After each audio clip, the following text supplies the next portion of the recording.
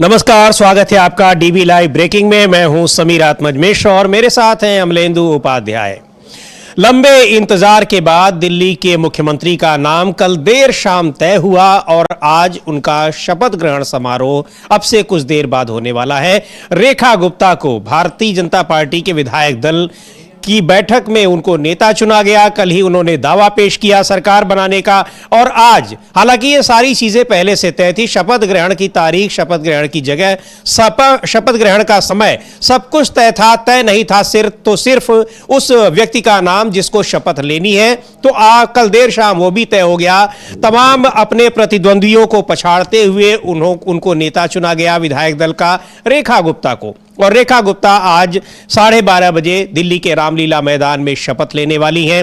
रेखा गुप्ता पहली बार विधायक बनी है, बिल्कुल उसी तरह जैसे कई और लोगों को बनाया गया भारतीय जनता पार्टी में। यानी भारतीय जनता पार्टी के राज्यों के जो विधायक हैं वो कई बार पहली बार के विधायक को ही चुनते हैं। अब ये विधायकों की पसंद पहली बार के विधायक क्यों हुए, इस पर भी बात होगी। रेखा गुप्ता को क्यों चुना गया है, लेकिन रेखा गुप्ता की उम्मीदवारी, रेखा गुप्ता के मुख्यमंत्री बनने से इस पद के तमाम दूसरे जो दावेदार थे उनको काफी झटका लगा है। लेकिन खुशी सब जाहिर कर रहे हैं।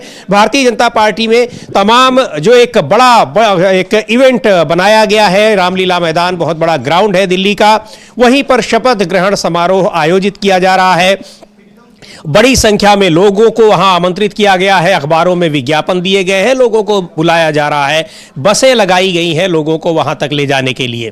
तो आज एक जो बड़े समारोह में, एक शानदार समारोह में रेखा गुप्ता का शपथ ग्रहण होगा। प्रधानमंत्री नरेंद्र मोदी भी उसमें शिरकत करेंगे। लेकिन कई बीजेपी के ऐसे नेता हैं, मुख्यमंत्री हैं, जो इस शपथ ग्रहण में नहीं आ रहे हैं। उनकी भी बात करेंगे, वो क्यों नहीं आ रहे हैं और कौन से लोग हैं ऐसे। लेकिन पहले सुन लेते हैं कि भारतीय जनता पार्टी के नेताओं की इस पर प्रतिक्रियाएं क्या है। सबसे पहले हम सुनवाते हैं प्रवेश वर्मा को, जिन्होंने नई दिल्ली सीट से अरविंद केजरीवाल को हराया, जो दिल्ली के मुख्यमंत्री रह चुके थे, आम आदमी पार्टी के सबसे बड़े नेता हैं।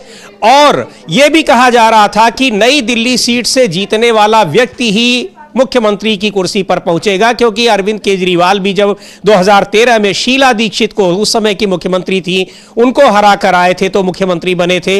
अब यह माना जा रहा था कि शायद नई दिल्ली सीट का उम्मीदवार ही मुख्यमंत्री बने। और प्रवेश वर्मा काफी विवादों में भी रहे चुनाव के दौरान, बहुत सारे आरोप भी उन पर लगे।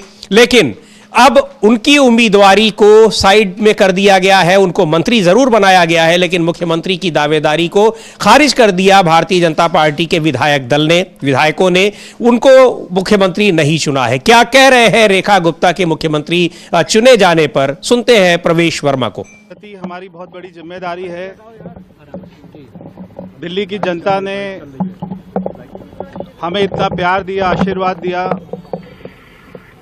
आज 27 सालों के बाद में दिल्ली में भारतीय जनता पार्टी की सरकार बनने जा रही है। मैं आज खास तौर पर हमारे प्रधानमंत्री आदरणीय श्री नरेंद्र मोदी जी का, जिनके विकास के ऊपर में दिल्ली के लोगों ने विश्वास जताया और दिल्ली के लोगों को विश्वास है कि नरेंद्र मोदी जी के नेतृत्व में हम दिल्ली को दुनिया की सबसे सुंदर राजधानी बनाने में सफल होंगे। मैं हमारे पार्टी के राष्ट्रीय अध्यक्ष आदरणीय जेपी नड्डा जी का,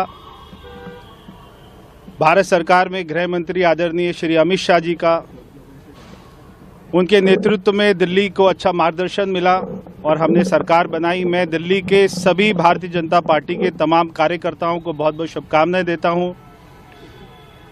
उनकी कड़ी मेहनत रंग लाई है और दिल्ली की जनता का बहुत बहुत धन्यवाद कि आपने 48 सीटें जिताकर दिल्ली में हमारी सरकार बनाई है। आज बहुत ही महत्वपूर्ण दिन है। हमारा जो वायदा है दिल्ली से विकसित दिल्ली का, हम उसको पूरा करेंगे। हमारे मैनिफेस्टो में हर बात जो हमने बोली है हम उसको पूरा करेंगे, हम उसके लिए संकल्पबद्ध हैं। तो बहुत बहुत धन्यवाद। आपके सीएम बनने जा रहे हैं, क्योंकि ये बड़ा सवाल है, हर कोई यही पूछ रहा है। आप डिप्टी सीएम बन रहे हैं। देखिए, मैं हमेशा से कहता हूं कि मैं भारतीय जनता पार्टी का अनुशासित कार्यकर्ता हूं और हमेशा रहूंगा। और अपनी आखिरी सांस तक भारतीय जनता पार्टी में ही रहना है। भारतीय जनता पार्टी ने मेरे पिताजी को दिल्ली का मुख्यमंत्री बनाया था, भारत का मंत्री बनाया था और वो भी आखिरी सांस तक पूरी ईमानदारी के साथ में पार्टी की सेवा करते रहे। आज पार्टी ने मुझे जो जिम्मेदारी दी है और वो जो जिम्मेदारी देते रहेंगे मैं उसको निभाता रहूंगा। प्रवेश जी, ये सवाल है कि मतलब हर जगह जश्न है लेकिन यहाँ पर उस तरीके से नहीं दिख रहा है और ये कहा जा रहा है प्रदेश कार्यालय के बाहर का ज्यादा मतलब क्या बचा है? ये नाराज बचा है? कुछ देखिए, ये समर्थकों में थोड़ी निराशा है क्या प्रवेश जी? प्रवेश वर्मा, इनके पिता साहब सिंह वर्मा भी मुख्यमंत्री रहे हैं दिल्ली के और बड़ी एक माना जा रहा था, बड़े दावेदार के रूप में देखे जा रहे थे प्रवेश वर्मा और काफी विवादों में रहे अपने बयानों को लेकर भी, अपनी कार्यशैली को भी लेकर और चुनाव जिस तरह से लड़ रहे थे उसको लेकर भी विवादों में। एक और नेता रहे जो आम आदमी पार्टी से भारतीय जनता पार्टी में आए हैं, कपिल मिश्रा। आम आदमी पार्टी की सरकार में वो मंत्री भी रहे, कपिल मिश्रा भी एक बार मंत्री बनाए जा रहे हैं। लेकिन प्रवेश वर्मा की जो बॉडी लैंग्वेज है अमलेंदु जी, वो काफी कुछ बता रही है कि वो क्या सोच रहे होंगे। उनकी उम्मीदवारी को खारिज कर दिया दिल्ली के विधायकों ने। जाहिर सी बात है कि विधायक दल ने ही चुनाव किया होगा रेखा गुप्ता का, लेकिन प्रवेश वर्मा को उम्मीद रही होगी कि शायद उन्हें अपने विधायकों का समर्थन मिलेगा, लेकिन नहीं मिला है तो मायूसी नजर आ रही है। दिल के अरमा आंसुओं में बह गए जी, जो उनकी भावभंगिमा थी वो यही बता रही है कि दिल के अरमा आंसुओं में बह गए। हालांकि अगर देखा जाए समीर जी, तो दावेदारी जो बनती थी असली वो प्रवेश वर्मा की ही बनती थी और इसलिए बनती थी कि उन्होंने अरविंद केजरीवाल को हराया था। तो अरविंद केजरीवाल को हराने वाले व्यक्ति की दावेदारी स्वतः बनती थी, लेकिन चूंकि भारतीय जनता पार्टी में कोई भी जनाधार वाला नेता जो है वो नेता नहीं बन सकता, ये भारतीय जनता पार्टी का नियम सिद्धांत है। चूंकि अगर बन जाएगा तो फिर आगे चलकर वो नरेंद्र मोदी और अमित शाह के लिए खतरा बन सकता है। तो इसीलिए योगी आदित्यनाथ को बार किनारे करने की कोशिशें की जाती हैं। जिस तरीके से आप देखते हैं उत्तर प्रदेश से लगातार खबरें आती हैं। आज ही जो अखिलेश यादव ने सवाल पूछ लिया है कि दिल्ली और लखनऊ के बीच चल क्या रहा है।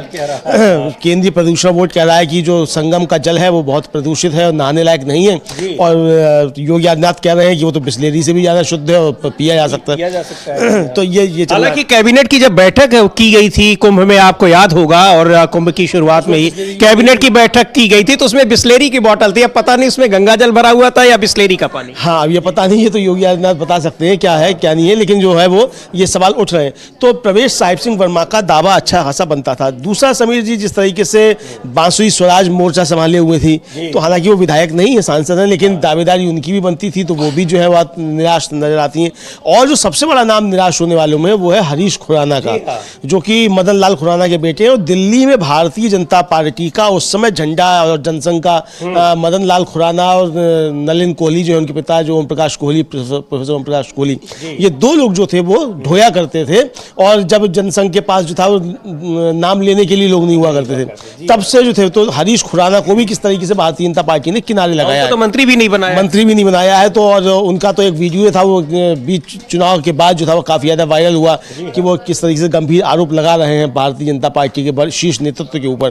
तो हरीश खुराना को भी उनकी जगह एक तरीके से दिखाने का काम जो भारतीय जनता पार्टी ने किया है। तो यानी एक तरीके से कहा जाए जो पूर्व मुख्यमंत्री थे, जो जनाधार वाले लोग थे, उनको सबको किनारे लगाने का काम किया ताकि किसी भी तरीके से आगे चलकर कोई भी जो है वो नरेंद्र मोदी और अमित शाह के लिए खतरा ना बनने पाए। अब रेखा गुप्ता बेचारी जो है वो हालांकि बहुत तेज तर्रार महिला है, उनके पुराने ट्वीट जो है वो बताया जाता है कि रमेश विधुड़ी जो है वो इसीलिए पीछे छूट गए कि उनसे ताकतवर जो है वो भाषा के मामले में। ये पूछने ही वाला था, बात करने ही वाला था कि आखिर ऐसा क्या रहा कि 11 दिन लग गए चुनाव करने में, तो कौन से वो मापदंड रहे होंगे भारतीय जनता पार्टी के कि 11 दिन बाद रेखा गुप्ता का चुनाव किया गया। हाँ, चूंकि रमेश विधुड़ी से ज्यादा कौन ताकतवर भाषा के मामले में है, तो इसलिए वो खोया जा रहा था। तो वो योग्यता जो है वो प्रवेश वर्मा में या हरीश खुराना में नहीं थी या बांसुरी स्वराज में, मतलब कम, मतलब उस तरीके की योग्यता नहीं है, क्योंकि वो योग्यता सबने साबित की है, कपिल मिश्रा हो चाहे प्रवेश वर्मा। हाँ, सबने साबित किया, लेकिन जिस तरीके से रेखा गुप्ता ने साबित किया वो योग्यता रमेश विधुड़ी के मुकाबले, तो उनके मुकाबले थोड़े कम पढ़ते हैं, 19 पढ़ते हैं। तो इसलिए जो रेखा गुप्ता जो है वो उसमें उस टेस्ट में पास हुई हैं, तो इसलिए उनका नाम जो आया है। अब विधायक दल ने उनको चुना है, और हालांकि विधायक दल ने चुना किस तरीके से चुना उस पर भी हम लोग बात करेंगे कि ऐसा क्या रहा कि जो तमाम दूसरे दावेदार थे वो पीछे हो गए। और भारतीय जनता पार्टी में पिछले 10 साल का जो एक ट्रैक रिकॉर्ड है, चाहे चाहे वो किसी भी पद पर चुनाव करने का हो, मुख्यमंत्री का पद हो, राज्यपाल बनाया जाना हो, राष्ट्रपति पद का उम्मीदवार बनाया जाना हो, तो जिन नामों की जो उम्मीदवार डिजर्व करते हैं और जिनकी चर्चा होती है उनको सिरे से खारिज कर दिया जाता है। तो यहां भी एक बार फिर वो देखने को मिला है। राजस्थान में आपने देखा होगा, मध्य प्रदेश में देखा होगा, कई जगहों पर ये देखने को आ रहा है। एक बार सुनते हैं, बड़ी दावेदार थी और जैसा अमलेंदु जी बता रहे हैं, बांसुरी स्वराज को उनकी माता जी यानी सुषमा स्वराज भी दिल्ली की कुछ दिनों के लिए मुख्यमंत्री रही, उनको भी दावेदारी मजबूत मानी जा रही थी और सांसद हैं, हालांकि वो विधायक नहीं है, विधायक चुनाव नहीं लड़ा था उन्होंने, उससे पहले ही लोकसभा चुनाव जीती। तो बांसुरी स्वराज का क्या कहना है? और कल एक बार जब विधायक दल की बैठक चल रही थी, जब बांसुरी स्वराज वहां पहुंची हैं, तो एकाएक चर्चाएं होने लगी कि मजबूत दावेदार के तौर पर वो भी देखी जा रही हैं, लेकिन नहीं हुआ। आखिर में सभी दावेदार पीछे रह गए। रेखा गुप्ता सबसे मजबूत दावेदार साबित हुई और मुख्यमंत्री बनने जा रही हैं। लेकिन क्या कह रही हैं बांसुरी स्वराज, उनको भी सुन लेते हैं। आज आप देख लीजिएगा, एक बार जब हमारी बड़ी बहन आदरणीय रेखा गुप्ता जी शपथ ले लेंगी मुख्यमंत्री पद का, तो उससे दिल्ली में विकास का एक नया सूर्योदय होगा। आदरणीय प्रधानमंत्री श्री नरेंद्र मोदी जी के कुशल नेतृत्व में वो विकास का एक नया अध्याय दिल्ली की जनता के लिए रेखांकित करेंगे। बांसुरी स्वराज जी है हमारे साथ। बांसुरी जी, आज का दिन कितना स्पेशल? बहुत ही ज्यादा महत्वपूर्ण है, बहुत स्पेशल है और मैं दिल्ली की जनता को बहुत बधाई देती हूँ कि आदरणीय बड़ी बहन रेखा गुप्ता जैसी कर्मठ, जुझारू, मेहनती और अनुभवी ऐसी नेता को, ऐसी कार्यकर्ता को मुख्यमंत्री पद का आज शपथ लेने का सौभाग्य मिल रहा है।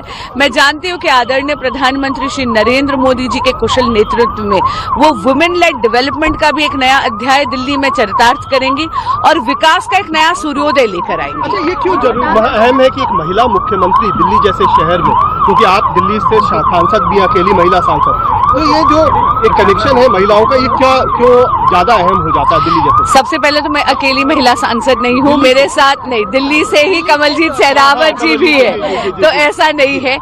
देखिए, ऐसा है, जैसा आप जानते हैं कि आदरणीय प्रधानमंत्री श्री नरेंद्र मोदी केवल महिला सशक्तिकरण की बात नहीं करते, वो महिलाओं के नेतृत्व में देश के सशक्तिकरण की बात करते हैं, विमेन लेड डेवलपमेंट की बात करते हैं। जब भी महिला पद ग्रहण करती हैं, इसका अर्थ है कि वो देश की नीति निर्माण में अपना योगदान करती हैं, वो देश की भाग्य विधाता बनती हैं।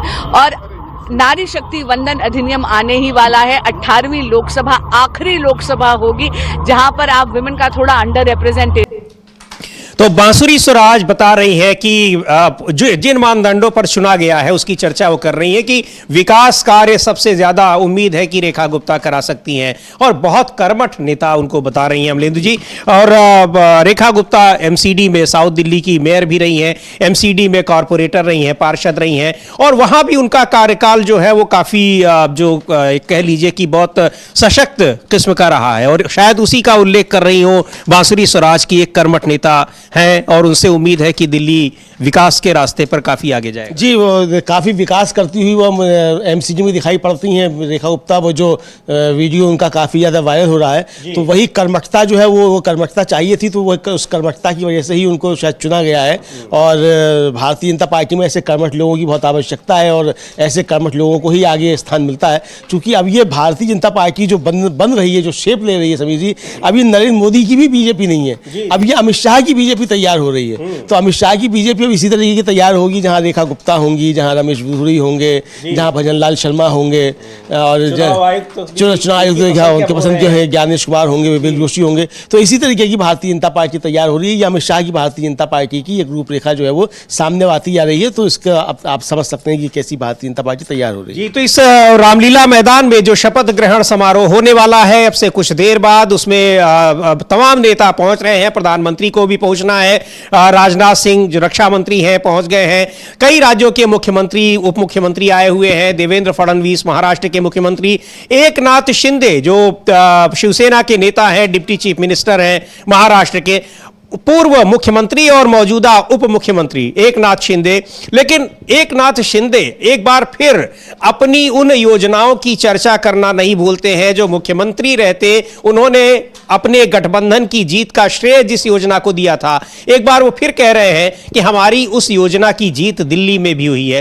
हालांकि उसका जो एक कह लीजिए कि क्रेडिट था वो इस रूप में दिया गया कि उनको मुख्यमंत्री की कुर्सी से हटाकर उप मुख्यमंत्री बना दिया गया, लेकिन एकनाथ शिंदे अपनी उस योजना को लेकर काफी अभी भी उत्साहित रहते हैं। सुनते हैं दिल्ली की मुख्यमंत्री रेखा गुप्ता के मुख्यमंत्री बनने पर एकनाथ शिंदे ने क्या कहा है। लेकिन एकनाथ शिंदे रह रहकर वो अपनी उन योजनाओं की याद आती रहती है उनको, और ये जताते भी रहते हैं कि उनके साथ भारतीय जनता पार्टी ने क्या किया महायुति सरकार में। इस गठबंधन में भारतीय जनता पार्टी ने गठबंधन का धर्म क्या किस तरह से निभाया, इसकी भी याद वो दिलाते रहते हैं। सुनते हैं एकनाथ शिंदे को वो क्या कह रहे हैं। अभी अमलेंदु जी, एकनाथ शिंदे को हम सुनते हैं, लेकिन एकनाथ शिंदे अपनी योजनाओं की चर्चा कर रहे हैं, यानी वो इस समय भी बता देना चाहते हैं कि मैं उस बात को भूला नहीं हूं कि कैसे हमारी वजह से जीत हुई गठबंधन की, लेकिन हमको खुद डिमोट कर दिया गया। हाँ बिल्कुल, ये बताना नहीं भूले हैं। और जो उन्होंने कहा है कि वो लाडली बहना जो है बनने जा रही है, तो उन्होंने बता दिया है कि महाराष्ट्र में भी जो सरकार बनी वो लाडली बहना की वजह से बनी, और दिल्ली में भी जो सरकार बनी वो लाडली बहना की वजह से बनी। क्योंकि दिल्ली में भी बीजेपी ने वायदा किया था कि 2500 रुपये देगी या 2100 जो भी है, मतलब कि वो बहनों को, लाडली बहनों को देगी। तो यानी एक तरीके से एकनाथ शिंदे ने यहाँ आकर रंग में भंग डालने का काम ये किया है कि बीजेपी को याद दिलाया है कि आपको दिल्ली में लाडली बहनाओं को पैसा देना है जो आपने वायदा किया था, जिसकी वजह से आपकी सरकार बनी है। तो ये एकनाथ शिंदे बता रहे हैं। एक तरीके से देखा जाए तो एकनाथ शिंदे ने एक प्रेशर पॉलिटिक्स बीजेपी के ऊपर वो दिल्ली आकर भी कर दी है, और एकनाथ शिंदे कोई ऐसा मौका नहीं चूक रहे जब वो प्रेशर पॉलिटिक्स ना करें। हालांकि फिलहाल जो अभी जो विजुअल्स आ रहे हैं उनमें देवेंद्र फडणवीस, एकनाथ शिंदे और अजीत पवार तीनों एक साथ दिखाई पड़ रहे हैं। शायद ये पहला अवसर दिखाई पड़ रहा है कि सरकार बनने के बाद महाराष्ट्र के बाहर तीनों एक साथ दिखाई पड़ रहे हैं। तीनों एक साथ तो दिखाई पड़ रहे हैं अमलेंदु जी, लेकिन जब आपने ये बात की है तो हम ये भी जानना चाहेंगे आपसे कि कई मुख्यमंत्री नहीं भी दिखाई पड़ रहे हैं, और सबसे महत्वपूर्ण बात यह है कि उसमें उत्तर प्रदेश के मुख्यमंत्री योगी आदित्यनाथ नहीं दिखाई पड़ रहे हैं। क्या कारण हो सकता है? हाँ, योगी जी भी दिखाई नहीं पड़ रहे हैं। अब इसको लेकर तो जैसे मैंने कहा कि अखिलेश यादव ने पूछा है कि दिल्ली और लखनऊ के बीच चल क्या रहा है, तो चूंकि योगी आदित्यनाथ जो है शायद हो सकता है रमेश बिधूड़ी को चाहते थे, ऐसा कुछ सूचनाएं हैं अंदर की, पता नहीं वो सही है या गलत है, कि दिल्ली और लखनऊ के बीच ये संघर्ष चल रहा है कि योगी आदित्यनाथ जो थे वो शायद दिल्ली में अपने मन का कोई मुख्यमंत्री चाहते थे जो नहीं बन पाया है, और दिल्ली ने किसी और को तय कर दिया है। तो ये अखिलेश यादव सवाल पूछ रहे हैं और मसलों को लेकर कि दिल्ली और लखनऊ के बीच क्या चल रहा है। लेकिन योगी आदित्यनाथ भी अभी तक की सूचना ये है, हालांकि बताया ये जा रहा है कि वो चूंकि आज विधानसभा में, उत्तर प्रदेश विधानसभा में बजट पेश किया जाना है, लेकिन बजट तो पेश करना है वित्त मंत्री सुरेश कुमार खन्ना को। तो योगी जी क्या है, स्टेट प्लेन से आप आ सकते हैं, 11 बजे बजट पेश होना था, पेश हो गया, तो आप 11:30 बजे चलते तो दिल्ली आ जाते, आप शामिल हो सकते थे, लेकिन वो नहीं आ रहे हैं।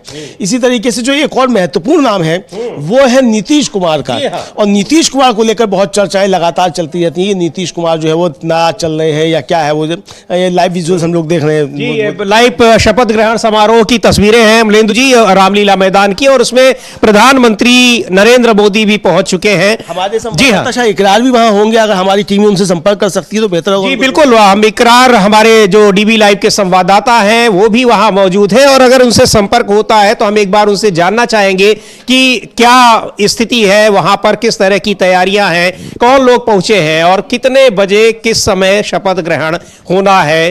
रेखा गुप्ता मुख्यमंत्री पद की शपथ लेने वाली हैं, और उनके साथ ही ये 6 मंत्री जो हैं वो भी शपथ लेंगे, जिनमें प्रवेश वर्मा और कपिल मिश्रा, इन दोनों का भी नाम है। तो बहुत सारी चीजें हैं, लेकिन गठबंधन के सहयोगियों के जो सबसे महत्वपूर्ण सहयोगी बिहार के मुख्यमंत्री नीतीश कुमार हैं, उनका ना आना भी कई सवाल खड़े कर रहा है। और नीतीश कुमार पिछले कई महीनों से यह संदेश देने की कोशिश कर रहे हैं कि भारतीय जनता पार्टी के साथ, यानी एनडीए गठबंधन के भीतर जो 2 बड़ी पार्टियां हैं उनके बीच में किस तरह की तलखी बनी हुई है। आज इस शपथ ग्रहण समारोह में ना आना, उनका ना आना, यह भी एक बड़ा सवाल बनकर उभर रहा है। लेकिन अमलेंदु जी अभी कह रहे थे कि सबसे बड़ा सवाल तो यह कि उत्तर प्रदेश के मुख्यमंत्री योगी आदित्यनाथ, मुश्किल से 35-40 मिनट की दूरी है, हवाई दूरी लखनऊ से दिल्ली की, लेकिन योगी आदित्यनाथ इस शपथ ग्रहण समारोह में नहीं पहुंच रहे हैं। हाँ, लेकिन अभी 4 मिनट पहले उनका जो है ट्वीट आ गया है योगी जी का,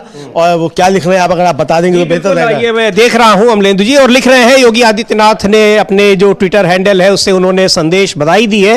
श्रीमती रेखा गुप्ता जी को दिल्ली के मुख्यमंत्री पद की शपथ लेने पर हृदय तल से बधाई व शुभकामनाएं। पूर्ण विश्वास है कि आदरणीय प्रधानमंत्री श्री नरेंद्र मोदी जी के यशस्वी मार्गदर्शन व आपके कुशल नेतृत्व में राष्ट्रीय राजधानी दिल्ली डबल इंजन की भाजपा सरकार की लोक कल्याणकारी नीतियों के साथ समग्र विकास की नई ऊंचाइयों को स्पर्श करते हुए सुरक्षा, सुव्यवस्था और सुशासन के आदर्श मानक स्थापित करेगी। उत्तर प्रदेश के वित्तीय वर्ष 2025-26 के बजट प्रस्तुतिकरण में व्यस्तता के कारण आपके शपथ ग्रहण समारोह में सम्मिलित नहीं हो पा रहा हूं।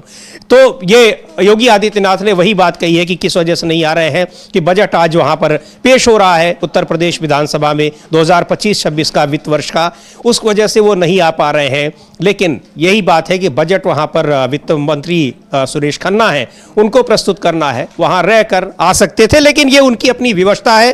पर ट्वीट करके उन्होंने ये जो जानकारी दी है ये भी महत्वपूर्ण है, क्योंकि अभी तक ये ट्वीट नहीं आया था कि वो क्यों नहीं आ रहे हैं। जी बिल्कुल, अभी तक ये नहीं था क्यों नहीं आ रहे। अब बहरहाल उन्होंने जो है वो ट्वीट करके बधाई दे दी, और तब किया है जब बजट पेश हो चुका है। हाँ, जब बजट पेश हो चुका है और वहाँ राष्ट्रगान हो चुका है, जी हाँ, राष्ट्रगान ग्रहण समारोह में राष्ट्रगान हो चुका है, तब योगी आदित्यनाथ जी का ट्वीट जो है वो सामने आया है। तो अब आप समझ सकते हैं कि लखनऊ और दिल्ली के बीच क्या चल रहा है। यानी क्या लखनऊ और दिल्ली एक साथ बैठना नहीं चाहते हैं, ये भी जो चर्चाएं लगातार चलती रहती हैं उन पर जो है फिर एक तरह से कहा जाए वो चीजें फिर उखड़ कर सामने आ चुकी हैं। क्योंकि अखिलेश यादव तो रोज सवाल पूछते हैं कि लखनऊ और दिल्ली के बीच चल क्या रहा है। दुआ सलाम तक बंद है। उन्होंने संसद में लोकसभा में ये बात कह दी थी। एक बार एकनाथ शिंदे सुनेंगे, लेकिन उसके पहले अलका लांबा जो कांग्रेस पार्टी की नेता हैं और दिल्ली की पूर्व मुख्यमंत्री अब तो हो गई आतिशी, उनके खिलाफ उन्होंने कांग्रेस पार्टी के नेता उम्मीदवार के तौर पर चुनाव भी लड़ा था। उन्होंने किस तरह से बधाई दी है रेखा गुप्ता को, पुराने दिनों को याद करते हुए जब दिल्ली विश्वविद्यालय छात्र संघ की वो अध्यक्ष थी और रेखा गुप्ता उस समय महासचिव थी एबीवीपी से। जी, और एनएसयूआई से अध्यक्ष चुनी गई थी अलका लांबा 1995 में, और रेखा गुप्ता जो थी वो एबीवीपी से महासचिव चुनी गई थी। तो उन दिनों को याद करते हुए, लेकिन उसके साथ साथ उन्होंने सवाल भी उठा दिए भारतीय जनता पार्टी पर अलका लांबा ने। हालांकि उन्होंने कल जो था वो अपनी पुरानी जो थी तस्वीर वो पोस्ट की थी, और उस पोस्ट करते हुए हालांकि वो ट्रोल भी काफी हुई। लोगों ने कहा कि क्या ये तस्वीर जो थी वो 30 साल इसलिए संभाल के रखी गई थी कि तब जाकर आप निकालेंगी, तो इस पर काफी ट्रोल भी हुई। लेकिन जाहिर सी बात है कि जो पुराने लोग होते हैं, भाई छात्र संघ में एक साथ रहे, अध्यक्ष महामंत्री भले विचारधारा से लगाए, तो रोज संपर्क होता है, तो एक व्यक्तिगत रिश्ते भी कायम हो जाते हैं। राजनीतिक जो दूरियां होती हैं या राजनीतिक विचारधारा अलग अलग भले हो, लेकिन कोई ऐसा तो होता नहीं कि व्यक्तिगत तौर पर कोई दुश्मनी होती हो। हालांकि आजकल की राजनीति कुछ उसी तरह की हो गई है। सुनते हैं अलका लांबा ने किस तरह से उन पुराने दिनों को याद करते हुए रेखा गुप्ता को दिल्ली का मुख्यमंत्री बनने पर बधाई दी है।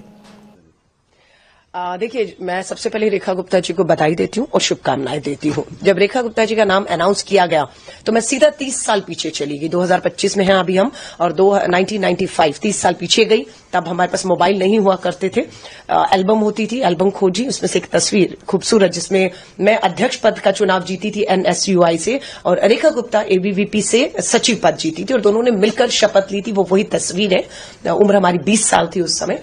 तो शपथ ली हम लोगों ने, एक साथ मिलकर काम किया। आइडियोलॉजिकल लड़ाई उसके साथ थी, है और रहेगी, उस समय भी होती थी। वो अखिल भारतीय विद्यार्थी परिषद से तीनों जीते थे, मैं अकेली अध्यक्ष जीती थी। तो आरएसएस के लोगों को लाना, लेक्चर करवाना उस विचारधारा को, जिसका हम बिल्कुल विरोध में खड़े रहते हैं, खड़े हैं। हम गांधीयन को, आइडियोलॉजी के लोगों को लाकर हमारे अपना लड़ाई जो है एक संघर्ष रहता था। लेकिन मुद्दों पर जब बात आती थी तो रेखा और मैं एक अंडरस्टैंडिंग होती थी कि दिल्ली के मुख्य। तो ये सीधे ले चलते हैं रामलीला ग्राउंड, जहां शपथ ग्रहण समारोह चल रहा है।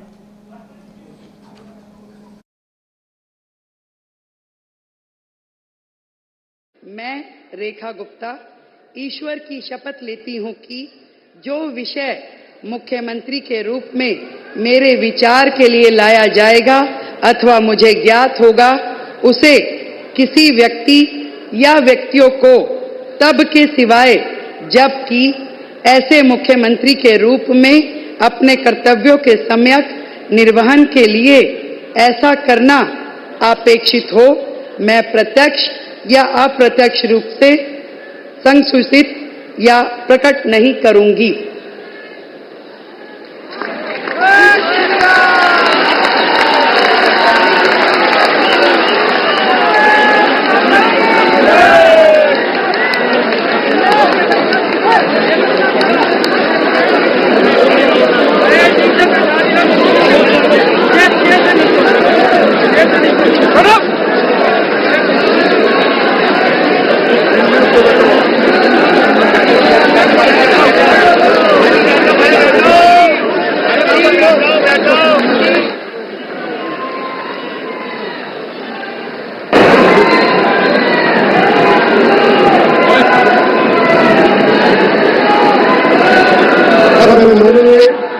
राज्यपाल महोदय से मंत्री परिषद के सदस्यों के मंत्री पद की शपथ दिलाने का अनुरोध करता हूं।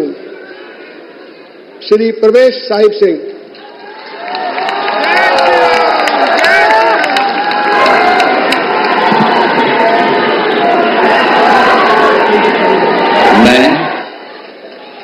मैं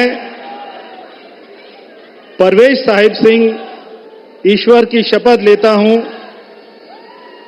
कि मैं विधि द्वारा स्थापित भारत के संविधान के प्रति सच्ची श्रद्धा और निष्ठा रखूंगा। मैं भारत की प्रभुता और अखंडता को अक्षुण्ण रखूंगा। मैं मंत्री के रूप में अपने कर्तव्यों का श्रद्धापूर्वक और शुद्ध अंतःकरण से निर्वहन करूंगा। मैं भय या पक्षपात, अनुराग या द्वेष के बिना सभी प्रकार के लोगों के प्रति संविधान और विधि के अनुसार न्याय करूंगा। मैं परवेश साहिब सिंह ईश्वर की शपथ लेता हूं कि जो विषय मंत्री के रूप में मेरे विचार के लिए लाया जाएगा अथवा मुझे ज्ञात होगा, उसे किसी व्यक्ति या व्यक्तियों को तब के सिवाय जबकि ऐसे मंत्री के रूप में अपने कर्तव्यों के सम्यक निर्वहन के लिए ऐसा करना अपेक्षित हो, मैं प्रत्यक्ष अथवा अप्रत्यक्ष रूप से संसूचित या प्रकट नहीं करूंगा। जय हिंद।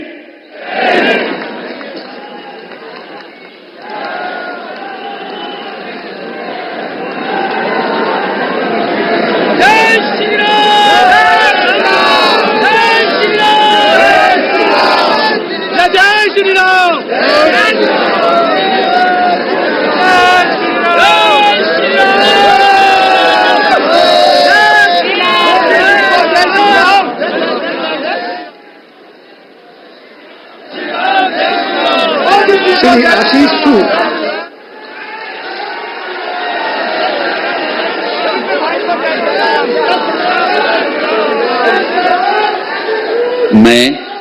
मैं आशीष सुशीला मदन गोपाल सूद ईश्वर की शपथ लेता हूं कि मैं विधि द्वारा स्थापित भारत के संविधान के प्रति सच्ची श्रद्धा और निष्ठा रखूंगा। मैं भारत की प्रभुता और अखंडता को अक्षुण्ण रखूंगा।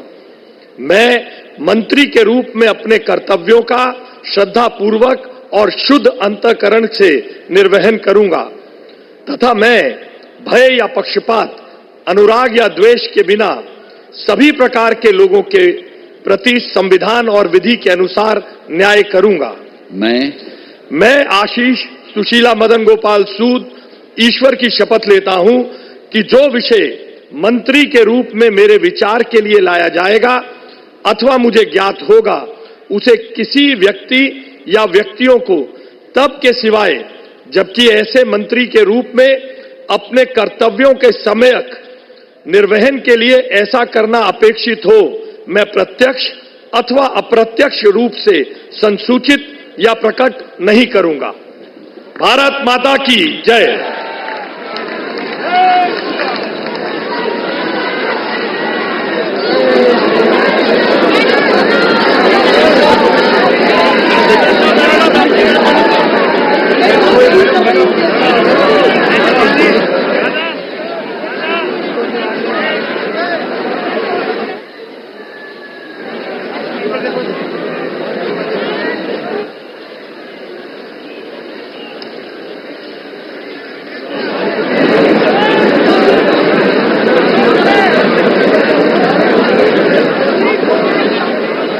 श्री मजिंदर सिंह सिरसा,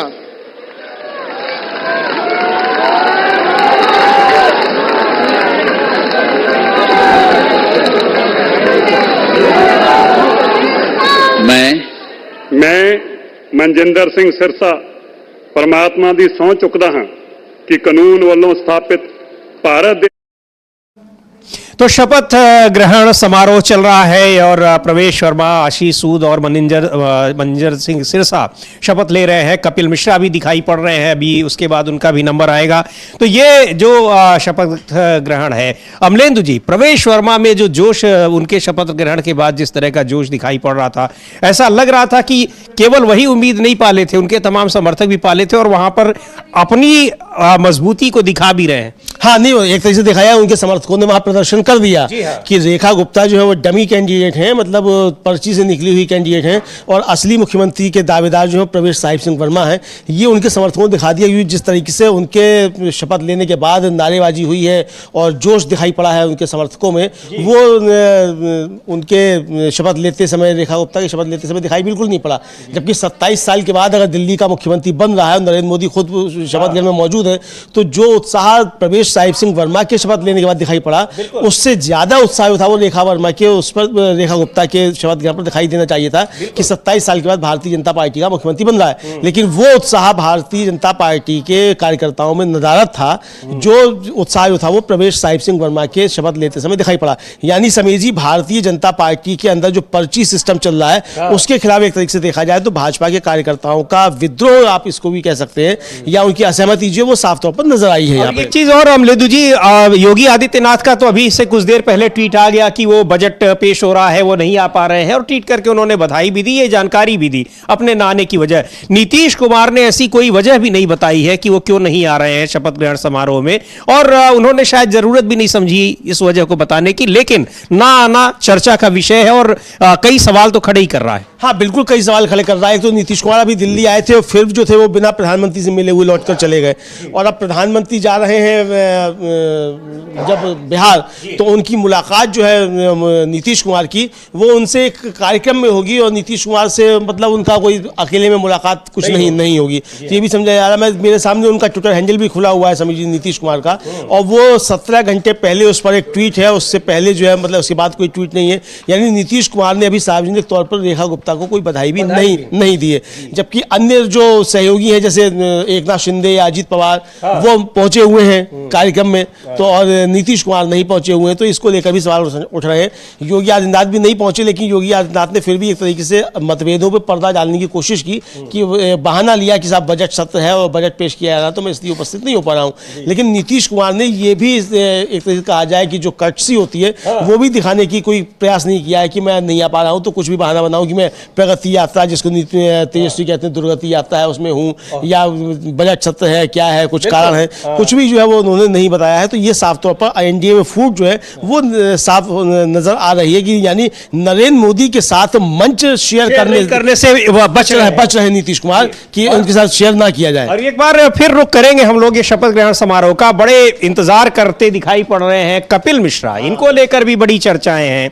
हालांकि कई उनके चाहे समर्थक लोगों की तरफ से ही ये बातें चलाई जा रही हो कि वो मुख्यमंत्री पद के भी दावेदार हैं, लेकिन मुख्यमंत्री नहीं बन सकते थे। एक बार देखते हैं शपथ ग्रहण समारोह में कि किस तरह से वो आए हैं, और उनकी वेशभूषा भी ये बता रही है कि अपनी विचारधारा को लेकर वो कितने समर्पित हैं। हालांकि इसके पहले वो आम आदमी पार्टी में ही थे। हाँ, आम आदमी पार्टी में ही थे और प्रधानमंत्री नरेंद्र मोदी के खिलाफ बहुत अपशब्दों का प्रयोग करते हुए उन्होंने विधानसभा में वक्तव्य दिया था, वो आज खूब वायरल हो रहा है।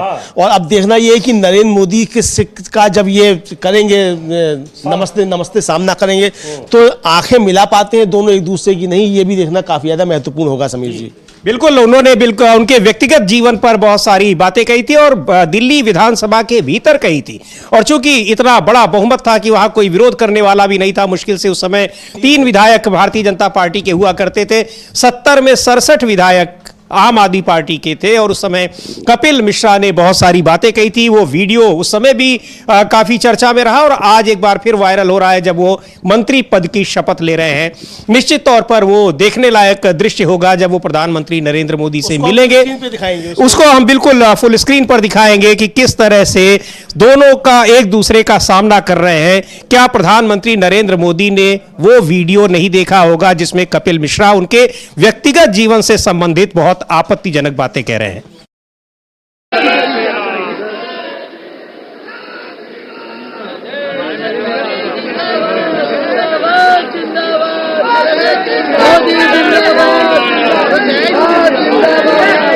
श्री पंकज कुमार सिंह।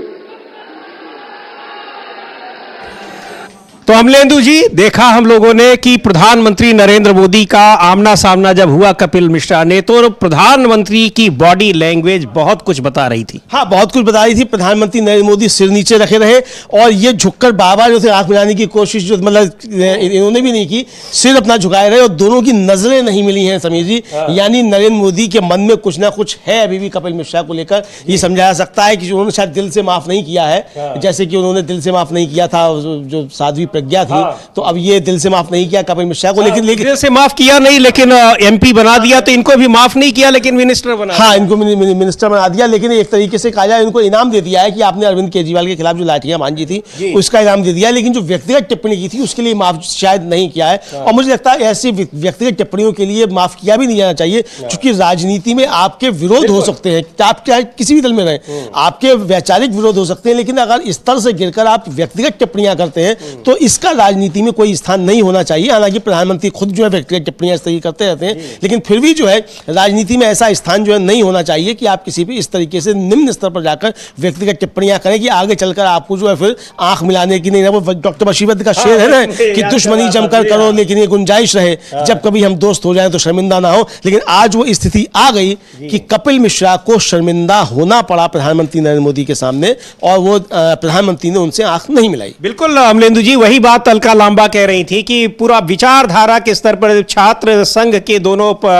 वहां पर पदाधिकारी थे, तो वैचारिक विरोध तब भी था अब भी, लेकिन 30 साल पुरानी तस्वीर निकालकर पोस्ट की अलका लांबा ने और ये बताया कि वैचारिक विरोध एक अलग बात होती है, राजनीतिक विरोध अलग बात होती है, लेकिन कोई संबंधों में उससे कटुता आ जाए ऐसा नहीं होता है और राजनीति में यह होना भी नहीं चाहिए कि संबंधों में उसकी वजह से कटुता आ जाए। तो वही दिखाई पड़ा।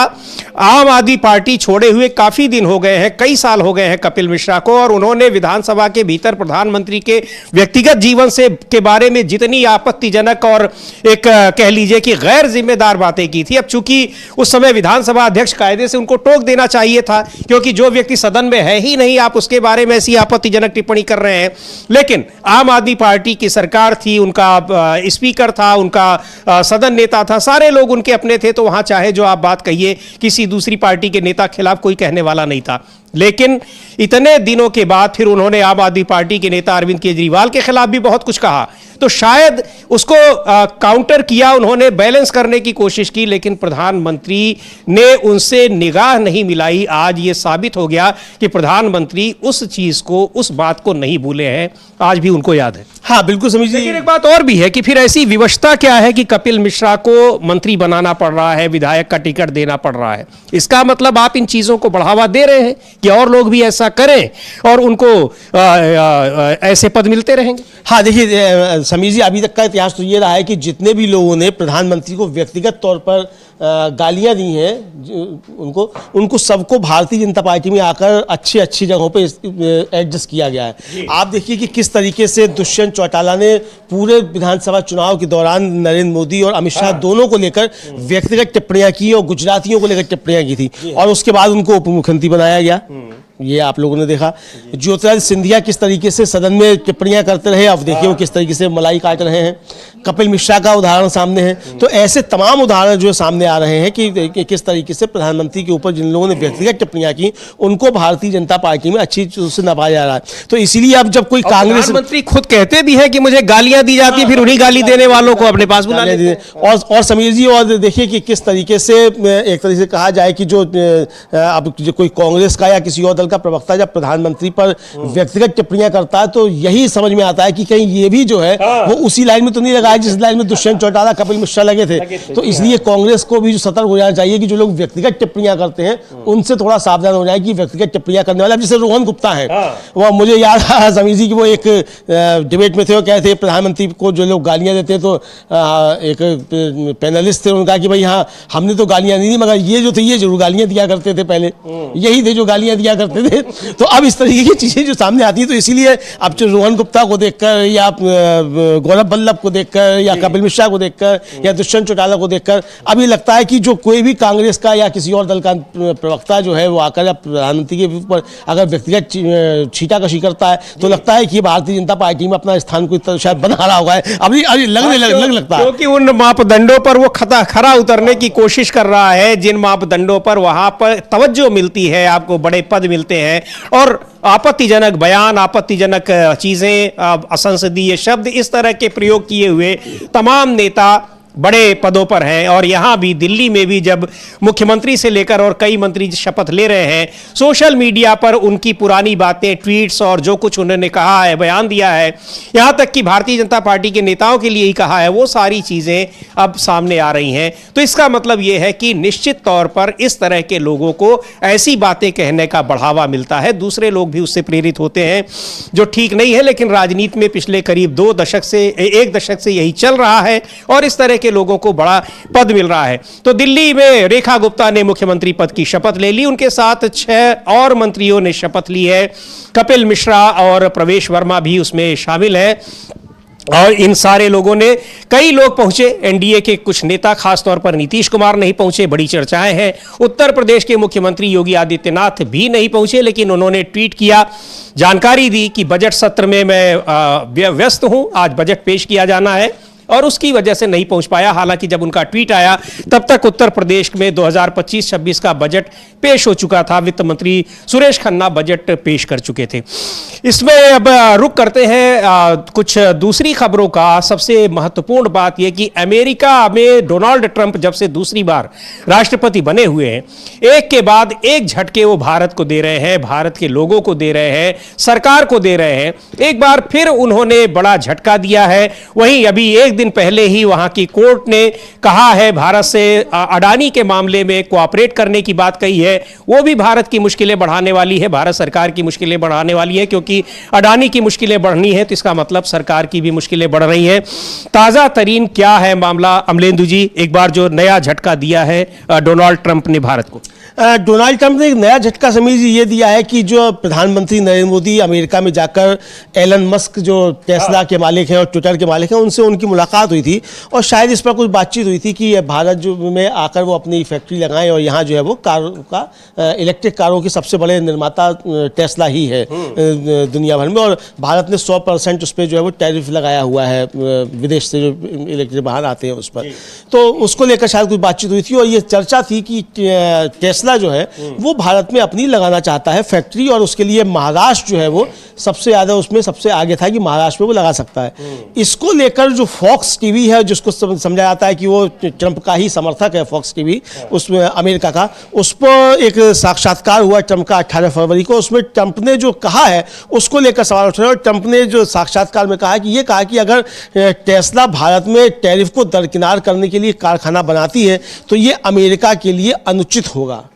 ये उन्होंने जो है सीधे सीधे एक तरीके से एलन मस्क को अब ये धमकी दी है कि अगर आप टैरिफ को लेकर अगर आप भारत में उसके बाद भी अगर आप लगाते हैं तो अमेरिका के लिए अनुचित होगा। यानी आप अमेरिका में भारत में आकर फैक्ट्री तभी लगाएं जब वहां वो टैरिफ को लेकर हो, और टैरिफ को लेकर ट्रंप काफी ज्यादा नाराज है। और उन्होंने एक साक्षात्कार में ये भी कहा था कि मैं प्रधानमंत्री नरेंद्र मोदी की बहुत इज्जत करता हूं, लेकिन हम $21 मिलियन जो दे रहे हैं भारत में चुनाव कराने के लिए, वो हम क्यों दे रहे हैं भारत में चुनाव कराने के लिए? वो सब यूएसएड की, और भारत संपन्न है, वो 100% टैरिफ लगाता है, सबसे ज्यादा टैरिफ लगाने वाला देश है, हम भी उसी तरीके से टैरिफ लगाएंगे। यानी एक तरीके से डोनाल्ड ट्रंप ने फिर धमकी दे दी है प्रधानमंत्री नरेंद्र मोदी को कि अगर आपने टैरिफ कम नहीं किया तो हम इस तरीके के काम करेंगे, एलन मस्क को हम भारत में फैक्ट्री नहीं लगाने देंगे। ये एक तरीके से ट्रंप ने घोषणा कर दी। तो एक बड़ा खतरा जो है ये ट्रंप की तरफ से आया, मतलब एक नई धमकी जो है ट्रंप की तरफ से समीर जी आई है।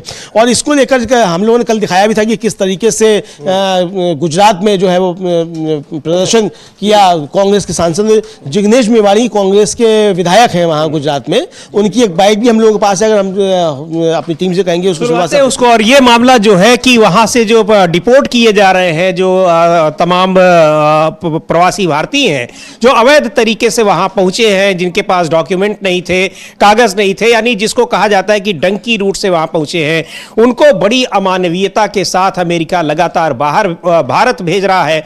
और प्रधानमंत्री नरेंद्र मोदी जब अमेरिका में मौजूद थे, डोनाल्ड ट्रंप से वो वार्ता कर रहे थे, उस दौरान भी उन भारतीयों को यहां भेजा जा रहा था हाथों में हथकड़ी और पैरों में बेड़ियां लगाकर, लेकिन प्रधानमंत्री ने आपत्ति तक दर्ज नहीं कराई वहां पर, यानी ये तक नहीं बोल सके कि इस तरह से अमानवीय तरीके से हमारे देश के नागरिकों को न भेजा जाए। इसको लेकर उत्तर प्रदेश विधानसभा में भी समाजवादी पार्टी ने प्रदर्शन किया और अब गुजरात विधानसभा में भी लगातार प्रदर्शन हो रहे हैं जिस तरह से भारत के लोगों को भेजा जा रहा है। चूंकि ज्यादातर लोग जो वहां से आ रहे हैं वो या तो गुजरात के हैं या पंजाब और हरियाणा के हैं, सबसे ज्यादा इन्हीं 3 राज्यों के हैं, हालांकि और भी राज्यों के हैं, उत्तर प्रदेश के भी कुछ लोग हैं, लेकिन सबसे ज्यादा संख्या गुजरात, हरियाणा और पंजाब के लोगों की है। देखिए इस तरह का प्रदर्शन कांग्रेस के विधायकों ने गुजरात विधानसभा के बाहर किया है। इस मुद्दे पर सरकार घिरी हुई है। बड़े सवाल उठ रहे हैं कि आखिर प्रधानमंत्री नरेंद्र मोदी क्या अपने देश के नागरिकों की इज्जत का, उनके सम्मान का मामला भी अमेरिका में नहीं उठा सकते, जबकि दूसरे देशों ने अपने देश के नागरिकों को जो इसी तरह से अमेरिका पहुंचे हुए थे उन्हें बड़े सम्मान के साथ वापस बुलाया है, अपने जहाज भेजकर बुलाया है। तो यह सवाल उठ रहा है कि भारत ने ऐसा क्यों नहीं किया, और जबकि प्रधानमंत्री नरेंद्र मोदी उस समय वहां पर मौजूद रहे, अमेरिका में उनकी वार्ता चल रही है डोनाल्ड ट्रंप से, और भारतीयों को हाथों में हथकड़ी और पैरों में बेड़ियां पहनाकर भेजा जा रहा है। जिस समय उनकी वार्ता चल रही थी उसी समय हथकड़ियां पहनाई जा रही थी, और उसका अमेरिका ने वीडियो जारी कर दिया कि किस तरीके से हम लगाएंगे हथकड़ियां और किस तरीके से बहुत अमानवीय तरीके से वो लगाया जा रहा है, ये देखने में आया। और भारत सरकार की तरफ से इस पर कोई स्पष्टीकरण नहीं आया कि प्रधानमंत्री नरेंद्र मोदी ने ट्रंप से इसको लेकर कुछ कहा कि नहीं कहा। इधर समीर जी, जो ममता बनर्जी ने कुंभ को लेकर जो बयान दे दिया था कि वो मृत्यु कुंभ में बदल गया है, उसको लेकर बहुत ज्यादा विवाद छिड़ा हुआ है। कल हमने सुनवाया था कि अखिलेश यादव किस तरीके से मायावती के समर्थन में आए थे, शिवपाल यादव ने भी समर्थन किया था।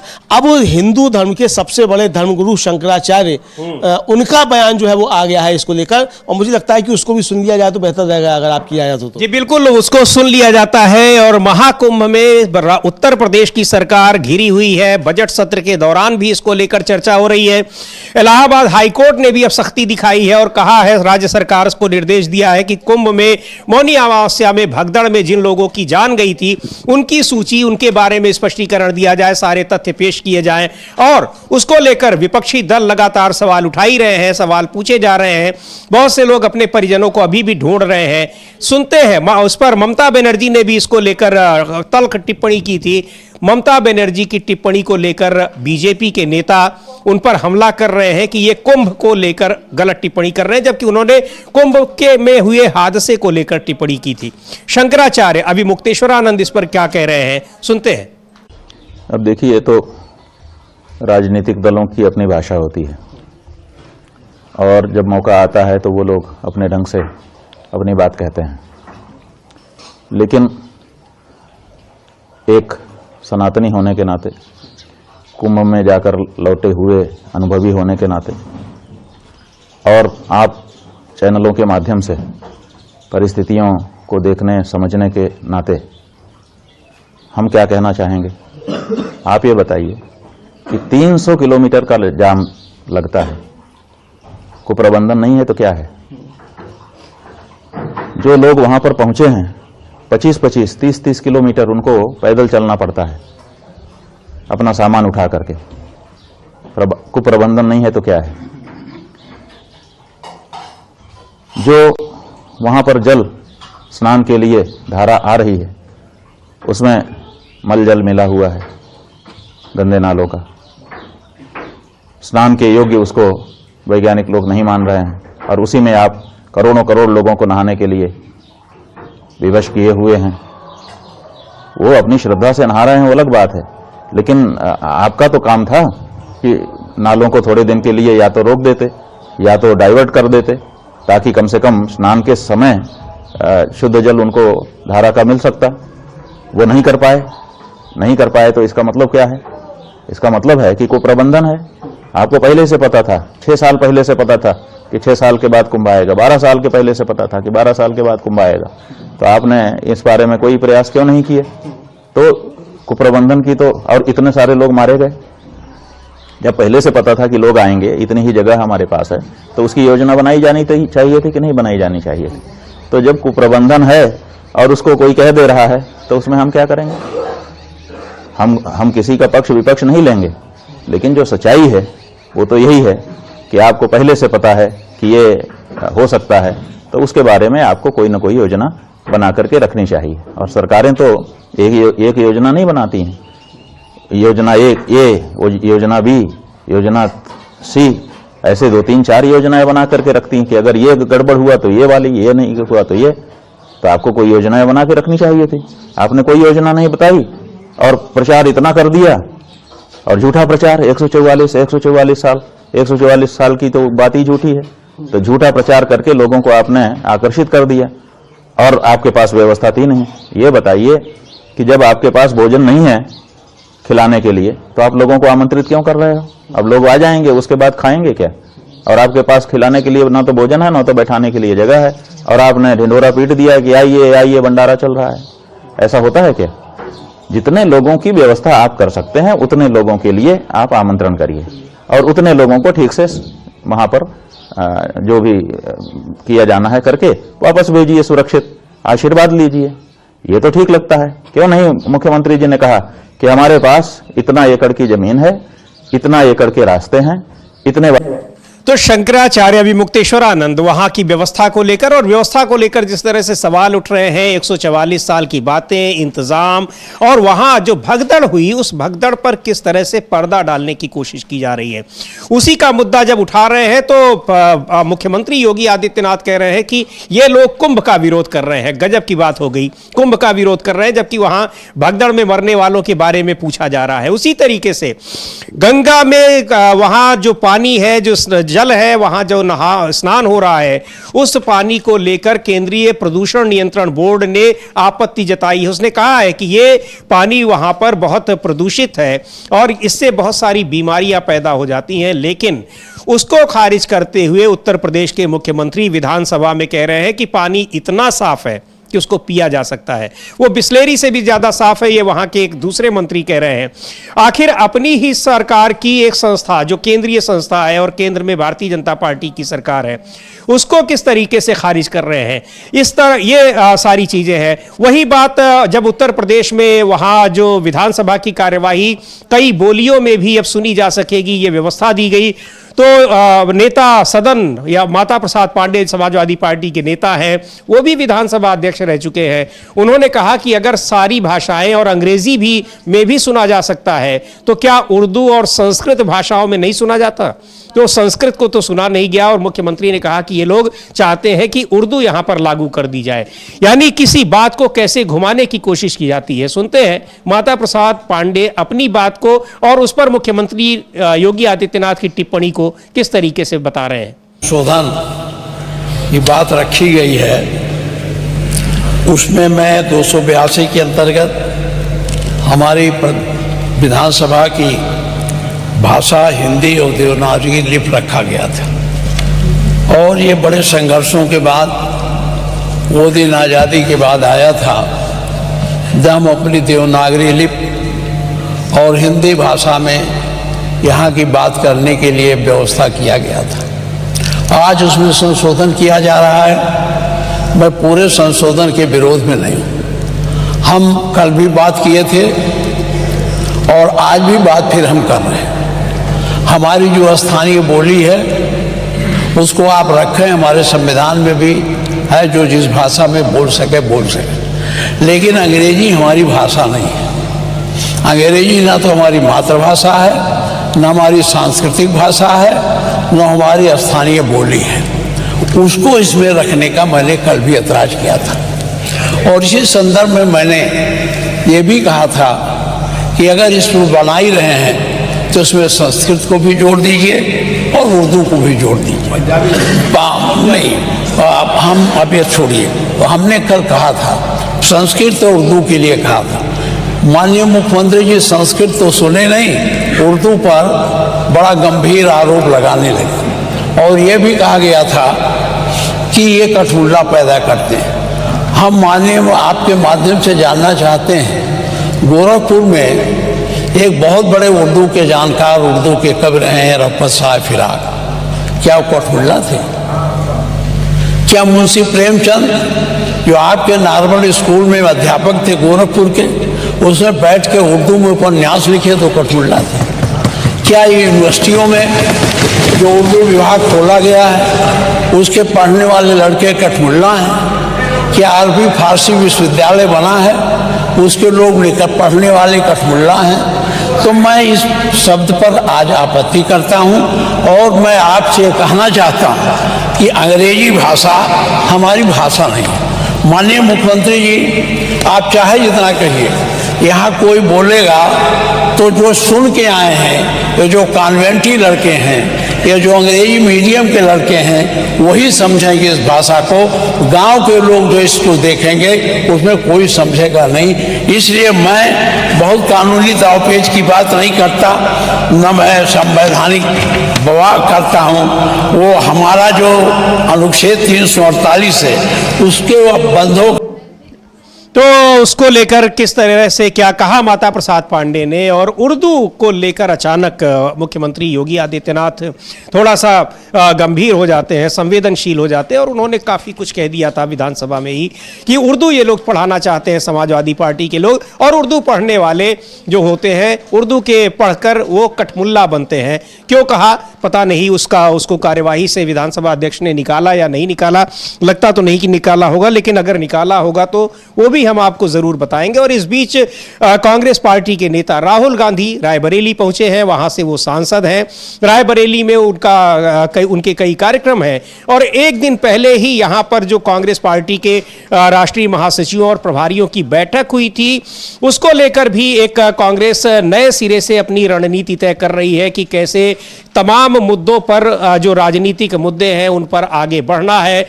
जो चुनाव आयोग को लेकर जिस तरह के आरोप लग रहे हैं उसको लेकर लोगों के बीच कैसे जाना है। सुनते हैं जो कल की मीटिंग में जो बातें हुई उस पर कांग्रेस के नेता जयराम रमेश क्या कहते हैं। लेकिन बहुत से ऐसे मुद्दे हैं जिसमें कांग्रेस पार्टी बहुत आक्रामक तरीके से अब सड़कों पर उतरने की तैयारी कर रही है। जयराम रमेश को सुनते हैं। आज 11:30 बजे से लेकर 6:30 बजे तक 7 घंटे तक ये बैठक चली। सारे प्रभारी और इंचार्ज एआईसीसी के मौजूद थे, और इस बैठक की अध्यक्षता कांग्रेस अध्यक्ष मल्लिकार्जुन खड़गे जी ने की, राहुल गांधी जी और सभी प्रभारी और इंचार्ज मौजूद थे। कई विषयों पर चर्चा हुई, खास तौर से 26 दिसंबर 2024 को बेलगावी में जो नव सत्याग्रह बैठक में जो प्रस्ताव पारित हुआ था, उस पर जो फॉलोअप कार्रवाई करनी है उस पर चर्चा हुई है। मऊ में हमारी जय बापू, जय भीम, जय संविधान रैली हुआ था 26 जनवरी को, और अभी 1 साल के लिए संविधान बचाओ राष्ट्रीय यात्रा हर एक राज्य में, हर एक ज़िले में, हर एक प्रखंड में निकाला जाएगा, उस पर चर्चा हुई है। अप्रैल के पहले 10 दिनों में गुजरात में एआईसीसी का अगला अधिवेशन होगा, उस पर भी चर्चा हुई। जिस तरीके से संवैधानिक संस्थाएं, मिसाल के तौर से चुनाव आयोग को कमज़ोर किया जा रहा है, आक्रमण हो रहा है बीजेपी द्वारा, उस पर काफ़ी लंबी बात हुई, और ये बात सब ने माना कि चुनाव आयोग का प्राथमिक जिम्मेदारी होती है कि इलेक्टरल रोल जो है वो राजनीतिक पार्टियों को मिलना चाहिए, और जिस रूप में मिलना चाहिए ताकि उस पर विश्लेषण कर सके। बहुत लोगों के मन में ये आशंका है कि ये फर्जी रोल है। कई लाखों नाम हर एक राज्यों में या जोड़े जाते हैं या निकाले जाते हैं, तो ये हमारे लोकतंत्र के लिए सबसे बड़ा खतरा है। जो चुनाव होते हैं वो लेवल प्लेइंग फील्ड नहीं है, और चुनाव आयोग, अफसोस के साथ कहना पड़ता है, चुनाव आयोग प्रधानमंत्री और गृह मंत्री के इशारे पर ही चलते हैं। ये संविधान पर एक आक्रमण है, संविधान का अपमान है। तो ऐसे कई तो संविधान के मुद्दे पर सड़कों पर उतरने की तैयारी में है और लगातार उसके सम्मेलन हो रहे हैं जगह जगह। महू में अभी पिछले दिनों मध्य प्रदेश के महू में वहाँ सम्मेलन हुआ और उसके बाद संविधान को लेकर लोकसभा चुनाव से पहले ही कांग्रेस पार्टी भारतीय जनता पार्टी पर आक्रामक रही है और उसमें भी संवैधानिक संस्थाओं को जिस तरह से आरोप लगा रही है कांग्रेस पार्टी की बीजेपी कमजोर कर रही है, खासकर चुनाव आयोग को लेकर उस पर एक बड़े आंदोलन की तैयारी में दिख रही है। नतीजा क्या होता है इस पर ये देखने वाली बात होगी। सुप्रीम कोर्ट में भी चुनाव आयोग को लेकर उनकी जो नियुक्तियां हुई हैं उस पर सुनवाई चल रही है, लेकिन नियुक्तियां हो ही गई, हालांकि सुनवाई उस पर अभी भी हो रही है, उस पर भी रहेंगी निगाहें। आपको हम आप तक पहुंचाते रहेंगे ये सारी खबरें। फिलहाल इस कार्यक्रम को यहीं समाप्त करते हैं। मुझे और अमलेंदु उपाध्याय को दीजिए अनुमति। नमस्कार।